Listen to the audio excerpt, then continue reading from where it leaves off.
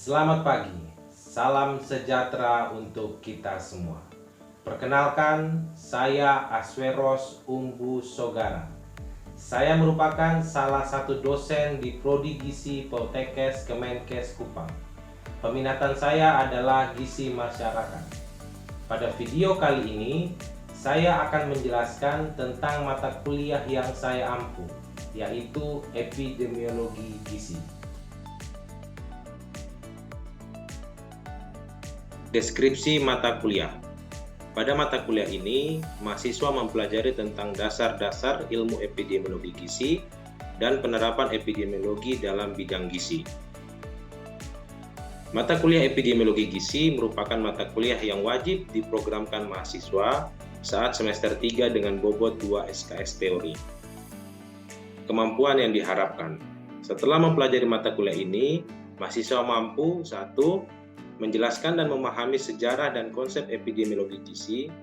2. Menjelaskan dan memahami konsep masalah gizi. 3. Menjelaskan dan memahami determinan masalah gizi. 4. Menjelaskan dan memahami konsep penapisan gizi atau screening. 5. Menjelaskan dan memahami penerapan penapisan gizi atau screening. 6. Menjelaskan dan memahami epidemiologi deskriptif. 7. Menjelaskan dan memahami surveillance gizi. 8. Menjelaskan dan memahami statistik vital. 9. Menjelaskan dan memahami tren masalah gizi di Indonesia. 10. Menjelaskan dan memahami program gizi di Indonesia. Materi pembelajaran dalam mata kuliah epidemiologi gizi yaitu 1. Sejarah dan konsep epidemiologi gizi. 2. Konsep masalah gizi. 3. Determinan masalah gizi. 4. Konsep penapisan gizi atau screening. 5. Penerapan penapisan gizi atau screening. 6. Epidemiologi deskriptif. 7. Surveillance gizi. 8. Statistik vital. 9. Tren masalah gizi di Indonesia. 10. Program gizi di Indonesia.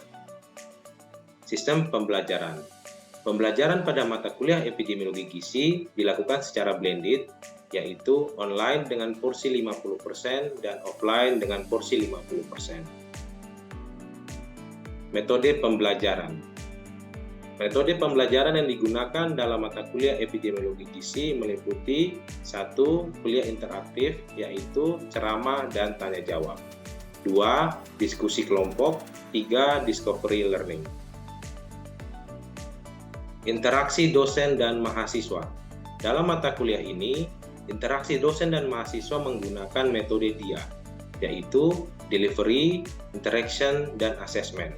Metode ini dilaksanakan dengan cara penyampaian materi pembelajaran, dilanjutkan dengan sesi tanya jawab, dan pemberian tugas ataupun kuis. Sistem penilaian mata kuliah epidemiologi gizi meliputi 1.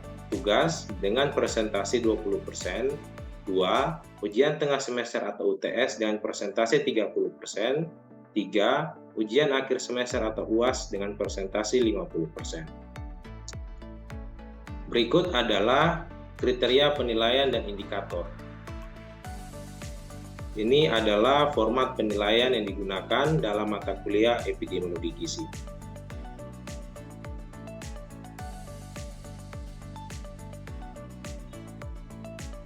Demikian penjelasan saya terkait mata kuliah epidemiologi gizi. Selanjutnya, saya akan menampilkan video pembelajaran mata kuliah epidemiologi gizi secara daring menggunakan platform Zoom Meeting.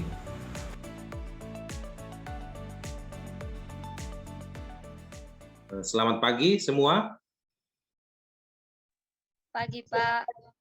Selamat pagi, Pak. Saat ini kita akan kuliah ya untuk mata kuliah epidemiologi gizi. Saya akan share screen ya. Apa sudah terlihat? Sudah, Pak. Oke, baik. Hari ini kita akan melanjutkan kuliah epidemiologi gizi yang khusus membahas tentang surveillance gizi. Nah, sebelum kita masuk ke materi, kita akan membahas terlebih dahulu tentang capaian pembelajaran mata kuliah. Setelah mengikuti kuliah ini, mahasiswa mampu 1. Menjelaskan dan memahami sejarah dan konsep epidemiologi gizi. 2. Mahasiswa mampu menjelaskan dan memahami konsep masalah gizi. 3. Mahasiswa mampu menjelaskan dan memahami determinan masalah gizi. 4. Mahasiswa mampu menjelaskan dan memahami konsep penapisan gizi atau screening. 5. Mahasiswa mampu menjelaskan dan memahami penerapan penapisan gizi atau screening. 6. Mahasiswa mampu menjelaskan dan memahami epidemiologi deskriptif. 7. Mahasiswa mampu menjelaskan dan memahami surveillance gizi. 8. Mahasiswa mampu menjelaskan dan memahami statistik vital. 9. Mahasiswa mampu menjelaskan dan memahami tren masalah gizi di Indonesia. 10. Mahasiswa mampu menjelaskan dan memahami program gizi di Indonesia. Ya, ini adalah capaian pembelajaran mata kuliah epidemiologi gizi. Nah, kita akan masuk ke inti kuliah kita pada hari ini, yaitu tentang surveillance gizi. Nah, dalam materi kuliah surveillance gizi itu ada 4 hal yang akan kita bahas. Yang pertama itu adalah pengertian surveillance gizi. Yang kedua, manfaat surveillance gizi. Yang ketiga, contoh kegiatan surveillance gizi. Yang keempat, proses surveillance gizi. Nah, hal pertama yang akan kita pelajari adalah pengertian surveillance gizi. Nah, sebelum saya masuk, apa ada yang pernah mendengar tentang surveillance gizi? Pernah, Pak. Nah, kira-kira apa itu surveillance gizi? Surveillance gizi yaitu proses pengumpulan atau pengkajian data Oke, secara proses pengumpulan dan pengkajian data. Ini yang menjawab apa? Lani, Kak? Baik, jadi nah itu tadi pengumpulan dan pengkajian data. Ada yang mau menambahkan? pengamatan secara sistematis. Pengamatan secara sistematis. Oke, baik. Terima kasih untuk jawabannya. Jadi itu jawabannya benar. Nah, pengertian secara lengkap surveillance gizi adalah proses pengamatan masalah dan program gizi secara terus-menerus, baik situasi normal maupun darurat, meliputi pengumpulan, pengolahan, analisis, dan pengkajian data secara sistematis, serta penyebarluasan informasi untuk pengambilan tindakan sebagai respons segera dan terencana. Nah, jadi ini pengertian secara lengkap dari surveillance gizi. Tadi mahasiswa sudah menjawab dan itu sudah cukup benar. Nah, ini ada secara lengkapnya. Jadi surveillance gizi itu kita mengamati masalah dan program gizi yang ada di masyarakat. Ya, kemudian kita mengamati itu secara terus-menerus ya dan sistematis. Nah, pengamatan itu kita lakukan dengan beberapa langkah. Yang pertama itu kita pengumpulan data. Setelah data terkumpul, kita akan olah. Nah, data sudah terolah itu kita akan analisis dan kita kaji. Nah, sehingga muncullah apa sih masalah kesehatan atau masalah gizi yang terjadi di masyarakat beserta faktor-faktor yang berkaitan dengan masalah tersebut. Nah, setelah itu kita akan menyebarluaskan informasi kepada stakeholder atau pemangku kepentingan. Nah, setelah kita melaporkan hasil tersebut, tentu ada program, ada solusi yang akan kita laksanakan untuk pemecahan masalah gizi tersebut. Nah, ini manfaat umum dari surveillance gizi. Ada 2, yaitu yang pertama, surveillance gizi sangat berguna untuk mendapatkan informasi keadaan gizi masyarakat secara cepat, akurat, teratur, dan berkelanjutan yang dapat digunakan untuk menetapkan kebijakan gizi. Ya, tadi sudah seperti yang saya jelaskan di depan, ketika kita melakukan surveillance, tentu kita akan mendapatkan informasi tentang keadaan gizi masyarakat. Nah, informasi itu akan digunakan untuk menetapkan kebijakan. Kemudian manfaat yang kedua adalah adanya surveillance gizi akan dapat meningkatkan efektivitas kegiatan pembinaan gizi dan perbaikan masalah gizi masyarakat yang tepat waktu, tepat sasaran, dan tepat jenis tindakannya. Jadi, setelah kita tadi mendapatkan informasi, kemudian kita akan melihat apakah kegiatan yang telah dilakukan apakah sudah berdampak positif bagi masyarakat atau tidak. Nah, kalau memang belum, ya kita bisa memperbaiki sehingga masalah gizi itu bisa kita atasi. Nah, ini adalah contoh contoh kegiatan surveillance gizi. Nah, yang saya tampilkan di sini ada 2, yaitu pemantauan status gizi dan pemantauan konsumsi gizi. Nah, untuk pemantauan status gizi itu ada beberapa data yang akan kita dapatkan. Ya, mungkin saya minta salah satu orang untuk membaca apa saja data yang kita dapatkan dari kegiatan pemantauan status gizi. Oke, silakan satu orang siapa? Novita, mungkin bisa? Baik, Pak. Suaranya kurang besar, Pemantauan Novita.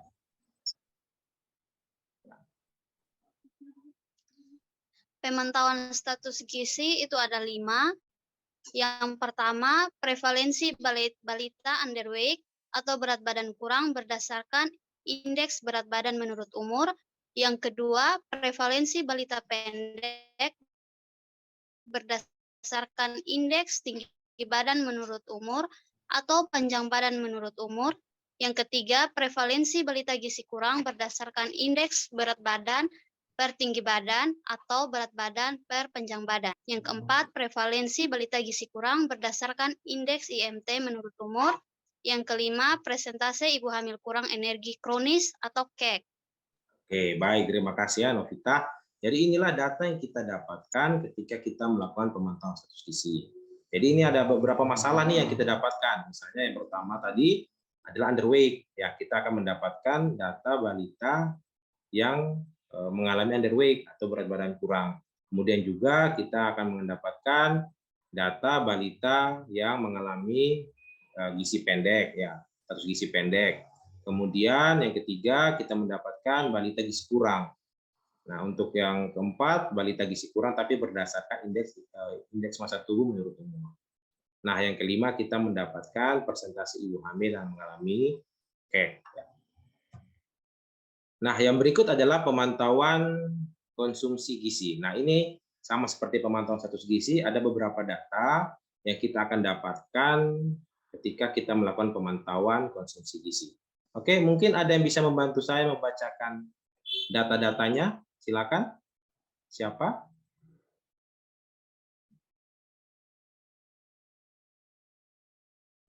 Halo? Saya, Pak. Oke, silakan. Siapa? Maria Febriana. Oke, baik. Pemantauan konsumsi gizi. Yang pertama, rata-rata konsumsi energi, karbohidrat, protein, dan lemak pada balita. Yang kedua, besaran defisit energi, karbohidrat, protein, dan lemak pada kelompok umur. Yang ketiga, pola konsumsi menurut umur. Yang keempat, keanekaragaman konsumsi pangan. Oke, baik. Terima kasih untuk Maria Febriana. Jadi, inilah data yang kita dapatkan ketika kita melakukan pemantauan konsumsi gizi. Nah, pemantauan konsumsi gizi ini berarti kita memantau asupan zat gizi. Nah, berarti data yang kita dapatkan juga berkaitan dengan asupan zat gizi. Tadi sudah disebutkan, ada energi, karbohidrat, protein, dan lemak. Kemudian kita juga dapat mengetahui kekurangan atau defisit energi, karbohidrat, protein, dan lemak pada kelompok umur. Selain asupan, kita juga dapat memperoleh gambaran tentang pola konsumsi dan keanekaragaman konsumsi pangan. Nah, ini yang berikut proses surveillance. Ya, jadi berdasarkan tampilan di PPT ini, proses surveillance itu ada 5. Ya, jadi yang pertama itu pengumpulan data. Kemudian yang berikut adalah pengolahan, analisis, dan penyajian data.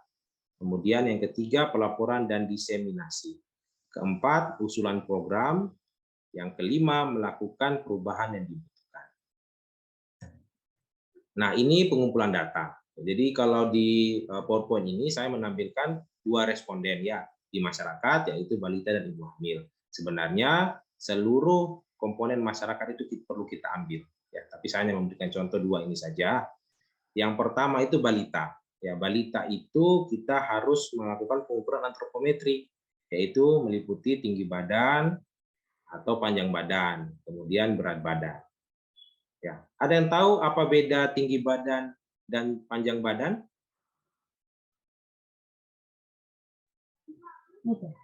Ya, siapa yang bisa menjawab? Ya, saya kasih clue-nya ya. Jadi kalau perbedaannya itu di umur. Nah, mungkin ada yang sudah dapat gambaran, silakan. Saya, Pak. Oke, silakan. Kalau tinggi badan itu untuk anak dari usia 2 tahun ke atas, sedangkan untuk panjang badan itu untuk 2 tahun ke bawah. Oke, baik. Terima kasih atas jawabannya. Jadi benar kalau tinggi badan itu untuk anak yang 2 tahun ke atas, yang berusia 2 tahun ke atas. Sedangkan panjang badan itu untuk anak yang berusia 2 tahun ke bawah. Oke, baik. Jadi setelah melakukan pengukuran antropometri, kita perlu juga menanyakan tentang umur. Ya. Kemudian yang berikut adalah asupan zat gizi. Nah, asupan zat gizi yang kita gali atau kita tanyakan ini yang berkaitan dengan asupan zat gizi makro, yaitu karbohidrat, protein, dan lemak. Yang berikut adalah data lain berkaitan dengan kesehatan. Kira-kira ada yang bisa bantu saya? Data lain yang berkaitan dengan kesehatan balita itu apa saja? Ayo, siapa yang bisa menjawab? Yuniarsi? Saya, Pak. Oke, silakan. Data lain yang berkaitan dengan kesehatan itu seperti imunisasi, ASI eksklusif, dan riwayat penyakit, Pak. Oke, baik. Terima kasih. Jadi benar, jadi data lain yang berkaitan dengan kesehatan balita itu antara lain riwayat imunisasi, pemberian ASI eksklusif, riwayat penyakit. Nah, itu yang data yang perlu kita tampilkan untuk balita ya, yang perlu kita tanyakan kepada ibu balita. Kemudian yang berikut, selain balita, kita juga perlu mengumpulkan data ibu hamil. Nah, data ibu hamil ini yang kita kumpulkan yaitu yang pertama adalah ukuran lila. Ya, ada yang tahu kepanjangan lila? Ayo, Lingkar lengan atas. Oke, benar, lingkar lengan atas. Ya, jadi kita perlu mengukur lingkar lengan atas dari ibu hamil. Nah, yang berikut adalah usia kehamilan. Kita juga perlu tahu ibu hamil tersebut usia kehamilannya sudah berapa bulan, gitu ya. Kemudian sama seperti pada balita, kita juga perlu menanyakan asupan zat gizi, yaitu karbohidrat, protein, dan lemak. Yang berikut adalah kita menanyakan juga data lain yang berkaitan dengan kesehatan. Kira-kira ada yang mau menjawab? Apa data lain yang berkaitan dengan kesehatan? Saya, Pak. Oke, silakan.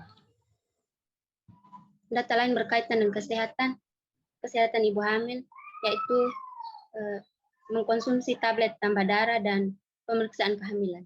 Oke, baik. Terima kasih. Jadi, itu data lain. Jadi, kita juga perlu menanyakan tentang konsumsi tablet EV, karena banyak ibu hamil itu kita sudah bagi di posyandu atau di puskesmas, tetapi sampai di rumah tidak diminum, ya karena ada efek sampingnya, yaitu seperti mual, muntah. Nah, itu perlu kita tanyakan. Kemudian yang berikut, pemeriksaan kehamilan ya. Pemeriksaan kehamilan itu kita perlu tanyakan. Yang berikut adalah setelah tadi kita mengumpulkan data, tentu data yang kita kumpulkan harus kita olah. Nah, untuk pengolahan data sendiri ada 3 langkah. Yang pertama adalah mengecek kelengkapan data. Ya. Jika masih kurang, segera dilengkapi.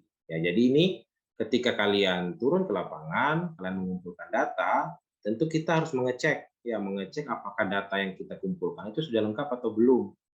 Nah, kalau belum lengkap, tentu kita harus melengkapi. Nah, sebisa mungkin pengecekan itu dilakukan di lokasi pengambilan data.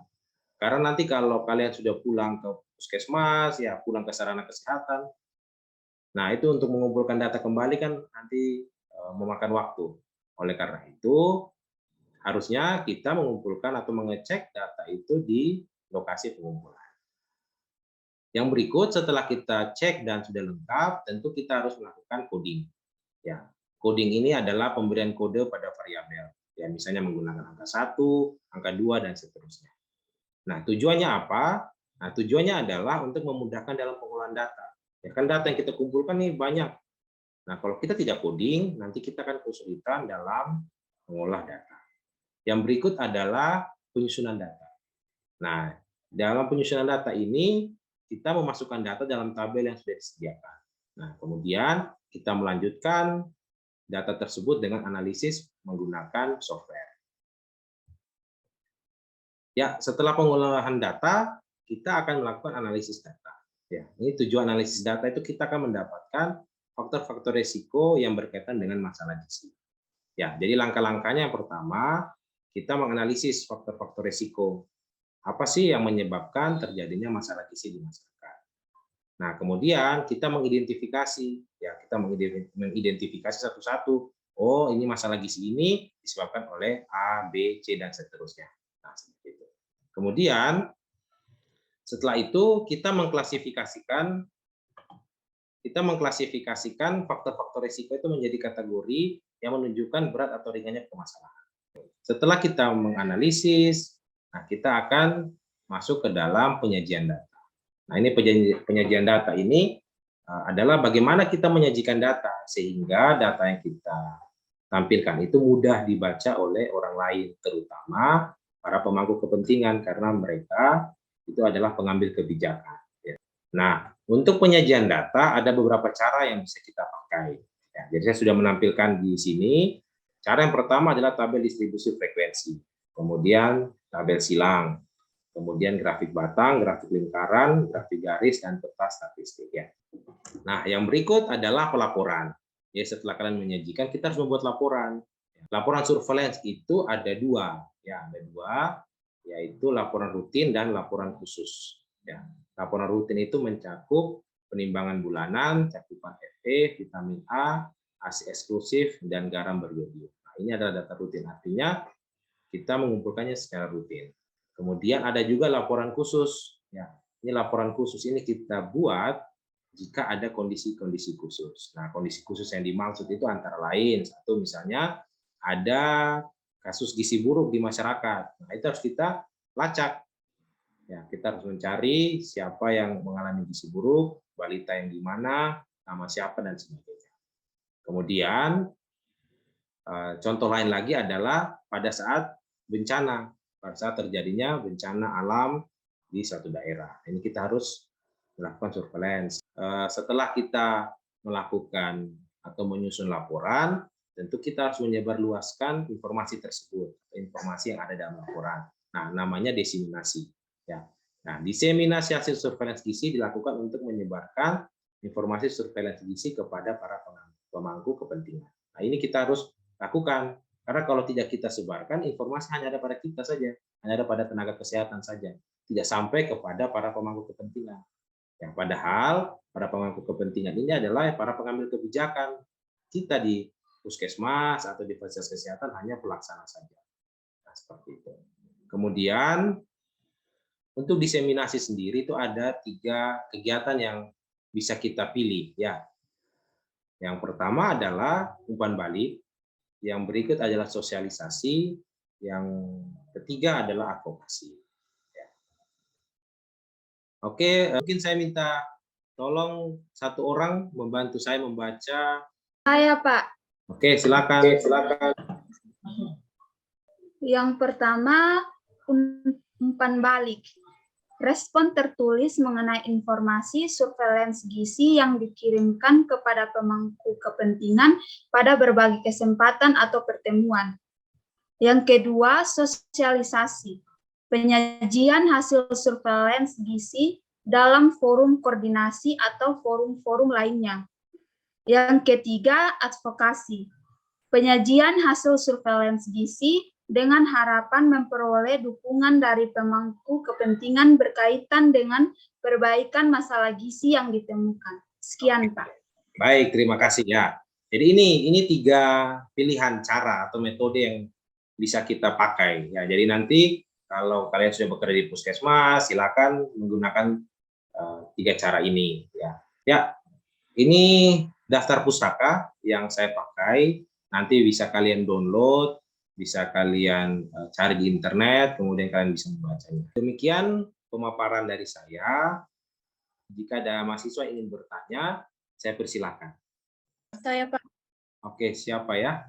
Oh, Marisa. Oke. Marisa. Oke, baik, silakan. Pak, saya ingin bertanya dari hasil penjelasan yang Pak berikan sebelumnya, kira-kira apa saja kendala yang dialami atau ditemui pada saat melakukan surveillance gizi? Oke, baik. Ya, ini Terima pertanyaan yang kasih. bagus. Ya, terima kasih. Ya, sebelum saya menjawab, mungkin ada mahasiswa yang ingin membantu saya. Silakan. Kira-kira apa sih hambatan ketika kita melaksanakan surveillance gizi? Ada yang bisa membantu saya? Maria Febriana, silakan. Oke. Baik, Pak. Ya, silakan.